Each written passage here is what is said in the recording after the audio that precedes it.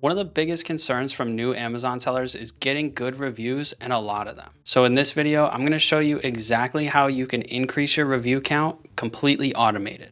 I had gotten a comment on one of my videos a couple weeks ago, one of the first Q4 videos that I had posted about how do I handle feedback and how do you get more reviews, because a lot of new sellers are worried about not having any reviews compared to other established sellers and just looking better to customers in general. And I wanted to show you guys how I am doing it, because you can use other services. There are a lot of different ways to request reviews through Amazon softwares and all that kind of stuff. There isn't one through Seller Central, but since I talk a lot about Inventory Lab and I use it and I recommend it to everybody, because you need an accounting software. You need a software that's going to ship products into the warehouses outside of Q4. Why not use one that's implemented in that same software already that you get included? So in the recent past, Inventory Lab, the company that owns it, 3Colts, they decided that instead of charging software separately, that they're going to bundle it all into one subscription, basically. And it's called Seller 365. It goes for the same price as what Inventory Lab used to cost. So for the first 2.5-ish years of me selling on Amazon, I was paying $69 a month just for Inventory Lab. Now it's all combined. So there's all of these different softwares that I will be making different videos on as well, to highlight the most important things that you guys can use during Q4 and outside of that. This is another Q4 and focused, and kind of the rest of the year too. You're going to need it throughout the whole entire year, but it's going to be a lot better during Q4 because you're going to have a lot more orders go through with potential to have reviews come back from them. So if you've already had Inventory Lab before, like I did, you don't automatically every time get upgraded into this bundle. So if you're not, then you're going to need to upgrade your subscription, upgrade in quotations, because you're not going to pay anything else, but you need to switch over to it.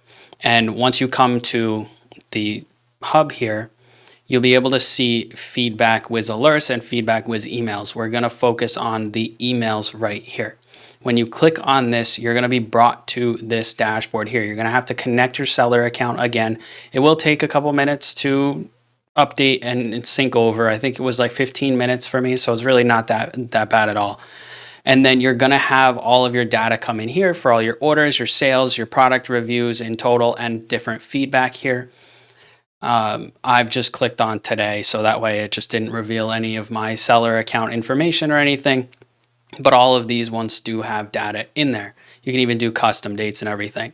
But in order to actually get the emails sent out, we're going to come over to campaigns right here and then campaign manager. And when we click on that, we're not going to have anything in here. This is a brand new account right here. So we're going to click on create Amazon review and feedback campaign. When we click on that, we're going to see all of this information here that we can edit and we can see. And we're going to change some of it around here. So we're going to want to change a few things, which you're probably just going to want to leave this on delivered here. So this is just saying that it's going to send out the email requesting a rating or feedback after the order has been delivered. You can decide if you want it for FBA orders and merchant fulfilled. I would recommend only doing FBA orders for a few reasons. One being that ratings for merchant fulfilled products typically do stick no matter what. Whereas like if you do an FBA order, a customer leaves negative feedback or something less than what you want, maybe it's 3 stars or 2 stars or 1 star, you can pretty much always get those ratings removed or crossed out, and it will then say Amazon fulfilled this order, we take responsibility. It doesn't affect your rating because they handled the order. There's no way to prove if they actually messed it up or delivered the wrong item to a customer, whatever it is. They typically 99% of them will get removed. For me, it's been every single one that I wanted removed that was an FBA order. it has been struck through or just completely taken off the page, did not affect my rating. So since that's the case, you will have less ratings if you're removing them, but at least you'll have a better score. Whereas merchant fulfilled orders, if you mess something up or if anything, maybe the customer just didn't like the product and they decided to leave a bad review, that's not going to get removed. There's a very slim chance that it's going to get removed unless it meets a few qualifications from Amazon, like it's a complete review of the product and it should be on the product page, that kind of thing. They're being hateful or just really coming at you in a negative way, then there is a chance that it will get removed, but there's really no guarantee that it's going to. So I would click this off. It's up to you whether or not you want to do merchant fulfilled order reviews or not.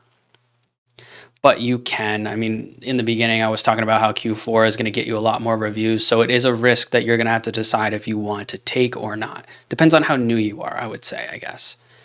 Then you can exclude certain things from getting these emails. So we can say that we want it not to send out emails to order IDs that have returns or refunds, because that is typically going to be more than likely than not a negative review. And then you can even add in some of these here with negative feedback, neutral feedback, whatever, or promotions. Not a huge deal right here. I don't know why you would want to exclude that. So we have done that here, and I did see this alert just pop up, but it is because this is a brand new account. So if you'll have to fix this, then you'll just have to follow the steps. It'll bring you to a help page and everything on how to do it, but we'll just ignore that for right now. So you can set a schedule on how often you want them to send emails and everything. But what we're going to do is we're going to come into this box right here after the order is delivered, how many days, and it is going to fall off the screen because this is on a desktop and the screen's bigger than what's being recorded. But we've got 30 all the way down at the bottom here. I would recommend doing 30 because this is usually around halfway, if not all the way through the return policy during Q4 and like Christmas season, the end of Q4, it is going to be a longer return policy. But this is the best bet because if a customer is keeping an order for this long, more often than not, they do like the order or the product that you sent them. So they're more likely to leave a good review. If you were to do 7 days after, maybe they're waiting to return it and they really don't like it. You just want to help your chances as much as possible here in order to actually make this help you. And then you can exclude certain things or just have it sent out to certain products if you wanted to. Maybe you find that a product is getting a lot of returns and you don't want to chance it for whatever reason, even though it's going to take out refunds or returns. Maybe it just hasn't happened yet. So maybe you want to be a little bit safer there. You can go ahead and do this. You can also send emails for their first purchase, second purchase, third purchase, fourth, so on. I would recommend keeping all of this on because you'll want it on customers' first purchases. And then if they come back to you, then of course they're going to like the product if they're buying more from you. This is less centered towards OA sellers unless you're doing, I don't know, household items, grocery items, that kind of stuff. If you're doing more clothing and shoes, depending on what you're selling, you're probably not going to have a lot of repeat customers, but it's still worth having on just in case it does happen there. So this is pretty much everything that you need to do. And if you want to see what it's going to look like, you can click on this official Amazon template right here. And this is the email that they're going to get. Just saying your opinion matters. It's going to put seller and then your store name in there. Wants you to share your experience, rate the item, rate the experience with the seller here, and then just the basic stuff at the bottom here. So once we've got all of that done, I don't know if it's going to let me with that alert here, but we're going to click on review and save.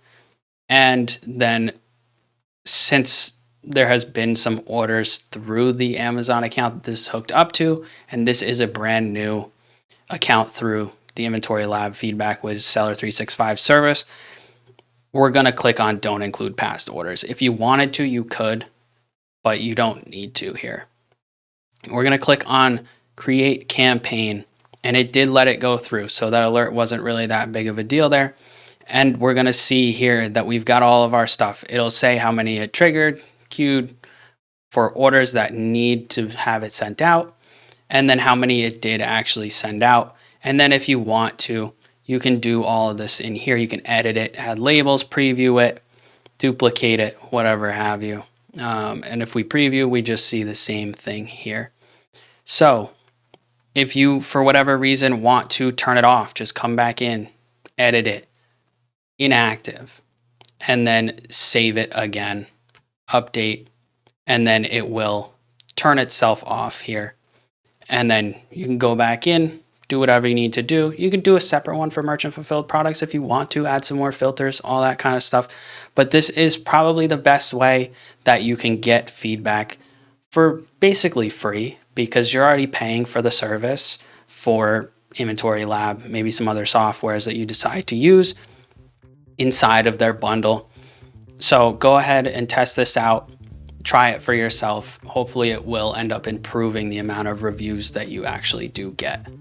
If you guys want my personalized one-on-one help starting your Amazon business like I've done for many other people in the past, click the link down in the description. I do keep it limited, and I will only be letting a few more people into my coaching group just because of this time of year, and I don't want it to get too overcrowded. I want to be able to actually focus on everybody inside of the group who is trusting me to help them. So don't lose your spot if it is something that you've been thinking about doing for a long time.